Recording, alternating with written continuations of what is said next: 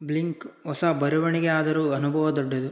ನಾನು ಆಗಲೇ ಟ್ರೈಲರ್ ರಿವ್ಯೂವಲ್ಲಿ ಹೇಳಿದ್ದೆ, ಈ ಥರದ ಸಿನಿಮಾಗಳು ಬರೋದು ತುಂಬ ಕಮ್ಮಿ. ಅಲ್ಲೆಲ್ಲೋ ಹಾಲಿವುಡ್ ಸಿನಿಮಾಗಳಲ್ಲಿ ಬರುವ ಟೈಮ್ ಟ್ರಾವೆಲ್ ಕಥೆಗಳು ಅಲ್ಲಿ ಬಳಕೆ ಆಗುತ್ತೆ. ಆದರೆ ಇಲ್ಲಿನೂ ಬಳಕೆ ಆಗುತ್ತೆ, ಜನರಿಗೆ ಇಷ್ಟ ಆಗುತ್ತೆ. ಅದು ಬ್ಲಿಂಕ್. ಇನ್ನು ಕತೆ ವಿಚಾರಕ್ಕೆ ಬಂದರೆ, ತಾಯಿಗೆ ಗೊತ್ತಿಲ್ಲದೆ ಕಾಲೇಜ್ ಡಿಸ್ಕಂಟಿನ್ಯೂ ಮಾಡಿ ಅಲ್ಲಿಯೇ ಬೇರೆ ಕೆಲಸಗಳಿಗೋಸ್ಕರ ಅಲೆದಾಡುತ್ತಾ ಇರ್ತಾನೆ. ಅವನಿಗೆ ದುಡ್ಡಿನ ಅವಶ್ಯಕತೆ ಬಂದಾಗ ಅವನ ಪ್ರೇಯಸಿ ಸ್ವಪ್ನ ಕೊಡ್ತಾಳೆ. ಅವನಿಗೆ ಬ್ಲಿಂಕ್ ಮಾಡದೆ ಅರ್ಧ ಗಂಟೆ ಇರುವ ಟ್ಯಾಲೆಂಟ್ ಇರುತ್ತೆ. ಅವರಪ್ಪ ಇನ್ನೂ ಇದ್ದಾನೆ ಅಂತ ಗೊತ್ತಾದ ಮೇಲೆ ಅದು ಶಾಪವಾಗುತ್ತೆ. ಇದು ಈ ಕಥೆಯ ಥೀಮ್. ಇದು ಮ್ಯೂಸಿಕಲ್ ಸ್ಕೈಫೈ ಸಿನಿಮಾ. ಒಬ್ಬ ಪ್ರೇಕ್ಷಕನಿಗೆ ಇಷ್ಟವಾಗುವ ಎಲ್ಲವೂ ಇದರಲ್ಲಿ ಇದೆ. ಕತೆ ಚೆನ್ನಾಗಿದೆ, ಮ್ಯೂಸಿಕ್ ಚೆನ್ನಾಗಿದೆ, ಪಾತ್ರಗಳು ಚೆನ್ನಾಗಿ ತೋರಿಸಿದ್ದಾರೆ. ಒಂದೊಂದು ಪಾತ್ರಕ್ಕೂ ಒಂದೊಂದು ವಿಶೇಷತೆ ಇದೆ. ಅದನ್ನ ಕೇಳೋದಕ್ಕಿಂತ ನೋಡಿದ್ರೇನೆ ಚಂದ. ಇದರಲ್ಲಿ ಹೇಳಿದ ಹಾಗೆ ಪ್ರತಿಯೊಂದು ಪಾತ್ರಕ್ಕೂ ಒಂದು ಪ್ರಾಮುಖ್ಯತೆ.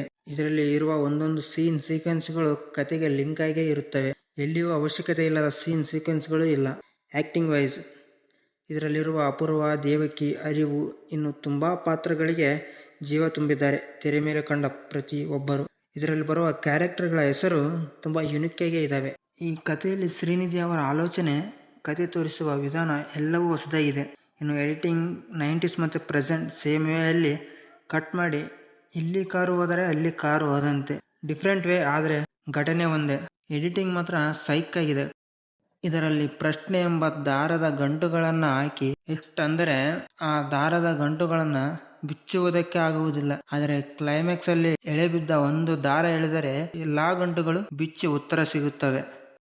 ಒಟ್ನಲ್ಲಿ ಸಿನಿಮಾ ನೋಡಿದರೆ ಮುಗಿದ್ಮೇಲೆ ಸಿನಿಮಾ ತುಂಬಾನೇ ಕೊಡುತ್ತೆ ಮಾತಾಡ್ಕೊಳ್ಳೋದಕ್ಕೆ.